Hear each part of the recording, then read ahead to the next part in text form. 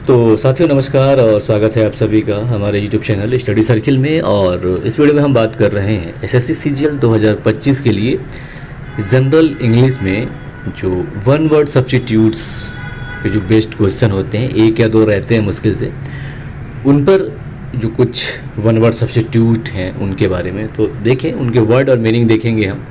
तो इसमें नेक्स्ट अपना वर्ड है carnivorous, animal that eat meat, यानी कि कार्निवोरस जिसे मांसाहारी कहते हैं, ऐसे जानवर जो कि मांस खाते हैं। मतलब it can describe animal that primarily eat meat, यानी कि ऐसे जानवर जो कि प्राथमिक तौर पर मांस खाते हैं, मांसाहारी कहलाते हैं। इसके बाद नेक्स्ट है कार्टोग्राफी। कार्टोग्राफी यानी कि नक्शा नवीसी होता है, the art of process of drawing और मेकिंग मैप्स, यानी कि मानचित्र बनाना या चित्रित करने की कला या प्रक्रिया को कार्टोग्राफी कहा जाता है, जिसे हिंदी में मानचित्र कला या नक्शा नवीसी कला कहा जाता है ना। तो कार्टोग्राफी, इसका मीनिंग हो गया the art of process of drawing और मेकिंग मैप्स। और नेक्स्ट है etymology. Etymology, the study of the origin and history of words and there meanings, यानी कि एटिमोलॉजी जिसे हम हिंदी में क्या है, शब्द व्युत्पत्ति शास्त्र या व्युत्पत्ति विज्ञान। असल में क्या है, ये शब्दों और उसके अर्थों की उत्पत्ति और उनकी ऐतिहासिक विकास का अध्ययन करने वाले विज्ञान को एटमोलॉजी कहा जाता है। इसमें यह देखा जाता है कि समय के साथ शब्दों के अर्थ और रूप कैसे बदलते हैं और वे विभिन्न भाषाओं में अन्य शब्दों से कैसे संबंधित हैं।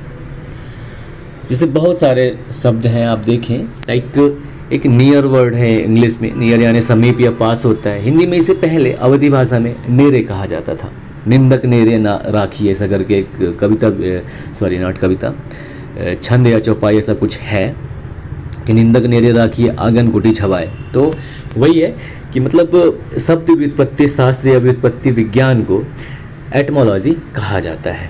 ठीक है। द नेक्स्ट है होमोसाइड। होमिसाइड यानी कि मानव वध या मानव हत्या, specially the crime of killing somebody deliberately,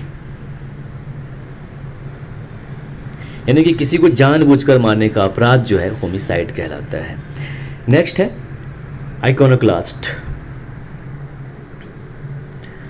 मतलब इसको बोलते हैं रूढ़ि विरोधी, ये परंपरा तोड़ने वाला आइकोनोक्लास्ट।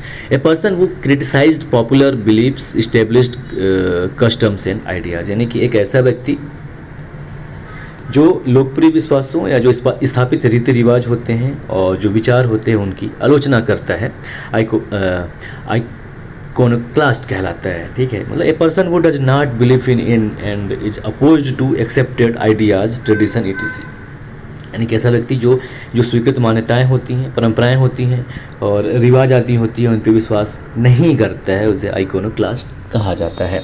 और अपना नेक्स्ट वर्ड है एलिजिबल। तो एलिजिबल यानी एक ऐसा वर्ड जिसे कि पढ़ा ना जा सके, अपाठ्य, दुर्वाज्य, अपठनीय कहा जाता है, डिफ़िकल्ट, इम्पॉसिबल टू रीड। ठीक है। और इसके बाद जो नेक्स्ट है वो है अपना इंसोम्निया। तो इंसोम्निया एक तरह की बीमारी है जिसे कि अनिद्रा कहा जाता है, जो कि ना सो पाने की स्थिति होती है, the condition of being unable to sleep, also known as sleeplessness, is a sleep disorder where people have difficulty in sleeping, जिसे कॉमन स्लीप डिसऑर्डर भी कहा जाता है इंसोम्निया को। ठीक है। तो इंसोम्निया जो है असल में ना सो पाने की एक स्थिति है या बीमारी है। और अपना नेक्स्ट वर्ड है नेपोटिज्म। तो नेपोटिज्म यानी भाई भतीजावाद होता है।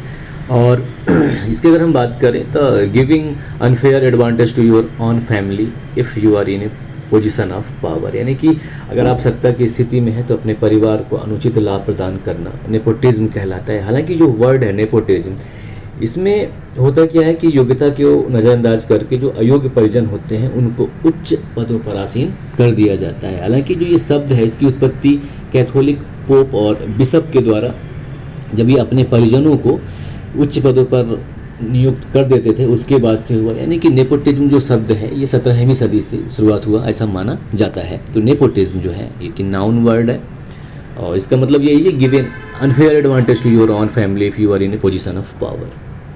भाई भतीजावाद जिसे कहा जाता है, ठीक है। और अपना नेक्स्ट वर्ड है ऑब्सोलेट।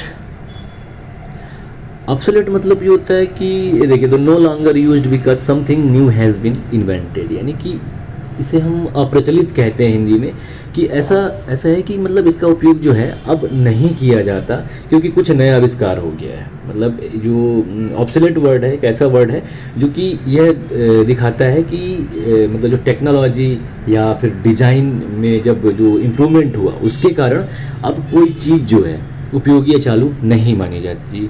उदाहरण की बात करें हम तो जो टाइपराइटर है वर्तमान में बहुत कम आपको देखने को मिलते हैं। हर कोई अपने लैपटॉप या फिर अपने सिस्टम पे बैठ के काम करता है, तो टाइपराइटर लगभग जो है ये वर्तमान समय में ऑब्सोलेट हो चुका है, ठीक है। और नेक्स्ट है पैट्रिसाइड। पैट्रिसाइड यानी कि पितृ हंता या पिता की हत्या, पिता को मारने वाला, अपने ही पिता की हत्या करने वाला। भारतीय इतिहास के संदर्भ में अगर हम देखें तो इसमें कौन था, इसमें जो हर्यक वंश के शासक हुए अजातशत्रु, उन्होंने अपने पिता की हत्या की, ठीक है। तो पैट्रिसाइड कहा जाता है कि जो अपने पिता की हत्या करता है उसे लैटिन भाषा का शब्द है the crime of killing your own father, अपने ही पिता की हत्या करना पैट्रिसाइड कहलाता है। नेक्स्ट वर्ड है अपना फिलाटेलिस्ट, मतलब स्टाम्प कलेक्टर या डाक टिकट का संग्राहक। A person who is able to a person who collects और स्टडीज स्टाम्प, यानी कि एक ऐसा व्यक्ति जो कि डाक टिकट और डाक सेवाओं के इतिहास का संग्रह और अध्ययन करता है, वो फिलाटेलिस्ट कहलाता है।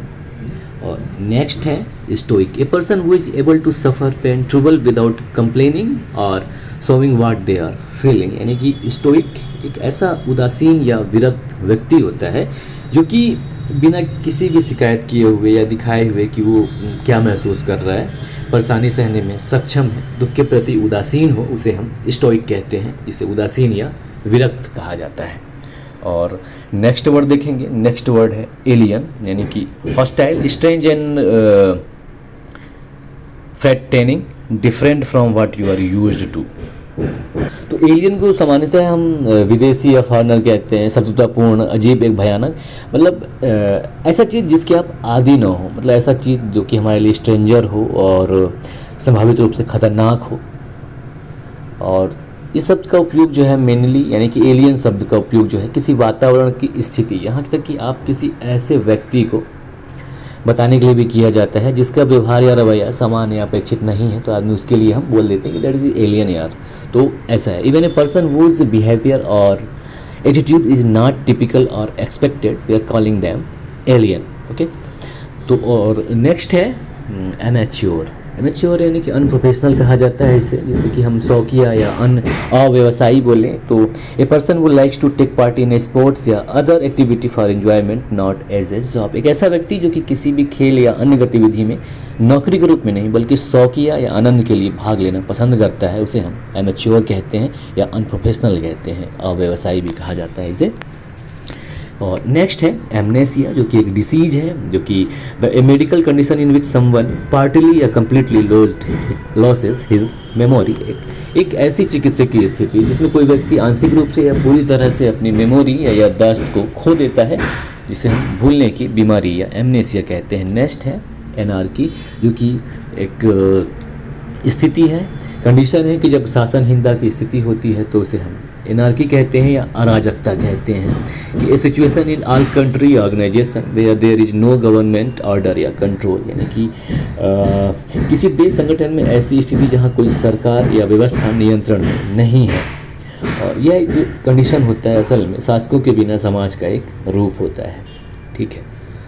और बस इस वीडियो में इतना ही, इसके बाद आगे पढ़ेंगे नेक्स्ट वीडियो में। तब तक के लिए नमस्कार, जय हिंद।